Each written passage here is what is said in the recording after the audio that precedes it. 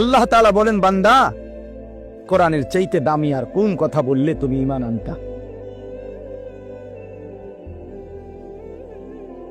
উফ, এর চাইতে দামি কি বললে তুমি বিশ্বাস করো?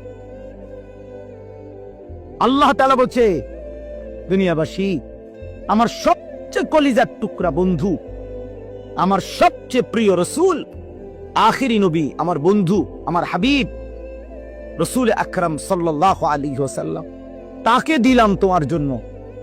আমার সর্বশ্রেষ্ঠ কিতাব কোরআন দিলাম তোমার জন্য। এরপরেও তুমি পাত্তা দিলা না। এত বড় রসুলকেও পাত্তা দিলা না, এত বড় কিতাবকেও পাত্তা দিলা না।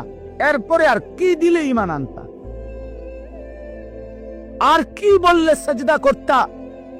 আমার মতো মালিক আর কতবার বললে তুমি সেজদা দিতা? আমার রসুল কতবার কাঁদলে, আর কতদিন কাঁদলে? 23টা বছর তো কাঁদছেন বন্ধু আমার। সেই বন্ধু আর কত কাঁদলে তুমি নামাজ পড়তা? আম্মা জান আয়েশা রাদিয়াল্লাহু তাআলা আনহা বলেন, নবীজির স্ত্রী বলেন, আমি একদিন দেখছি এশার নামাজের কিছুক্ষণ পরে নবীজি হুজরার মধ্যে আমার কামরায় আমার স্বামী, আমার নবী, আমার রসুল সাল্লাল্লাহু আলাইহি সাল্লাম তিনি দাঁড়াইছেন। দাঁড়িয়ে আল্লাহ তাআলার কাছে নামাজের নিয়ত বাইদা উম্মতের জন্য দোয়া করতে শুরু করছেন। আম্মা জান আয়েশা বলেন, দুনিয়াবাসী, আল্লাহর কসম, ফজরের আজানের পূর্ব পর্যন্ত এক দাঁড়ানোতে আমি দেখছি নবীজি সারাটা রাত কাঁদছেন আর উম্মতের জন্য দোয়া করছেন। সারা রাত ছাড়ান। ইন তুআযিবহুম ফাইন্নাহুম ইবাদুক ওয়া ইন তাগফির লাহুম ফাইন্নাকা আনতাল আজিজুল হাকীম। এই দোয়াটা করছে, আল্লাহ, আমার উম্মত আপনার বান্দা, আপনি বানাইছেন। যারে আপনি বানাইছেন তারে আপনি চাইলেই শাস্তি দিতে পারেন, এটা তো আমি জানি। আপনি শাস্তি দিলে আপনারে বাধা দিবে কে? কারণ আপনার গোলাম, আপনার বান্দা, আপনি বানিয়েছেন, আপনি মনিব, আপনি মালিক।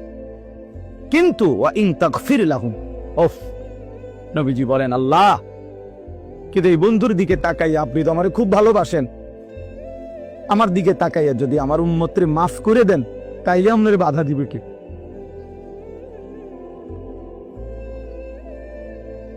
আপনি মাফ করে দিলে আপনারা তো কেউ কিছু বলতে পারবে না, এই ক্ষমতা তো কারো নাই। আপনি তো চাইলে মাফই করে দিতে পারেন, তো দেন না মাফ করে। এইভাবে কাঁদছেন নিয়ে আসা, এইভাবে কাঁদছেন।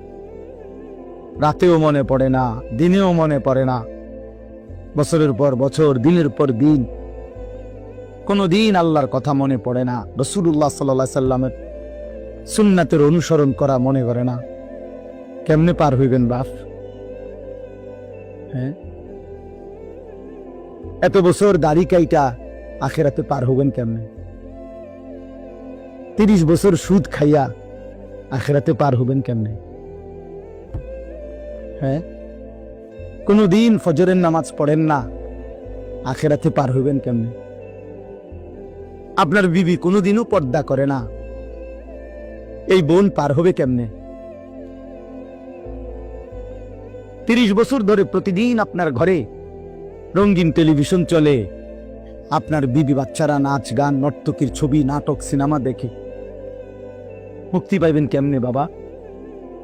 বলেন, সবাই বলে, ফিকির করে, ভেবে দেখেন। কি বুঝাই দিবেন আল্লাহকে? কি বুঝাই দিবেন রাসূলুল্লাহ সাল্লাল্লাহু আলাইহি সাল্লাম? নবীজি কিছুই জিজ্ঞেস করবে না? কি মনে করেন আপনারা এমনি সবাই সুপারিশ করবে মানে কি? কিছুই জিজ্ঞাইতো না, কোনো কাগজপত্র কিছুই দেখবে না নাকি? কথা বলেন না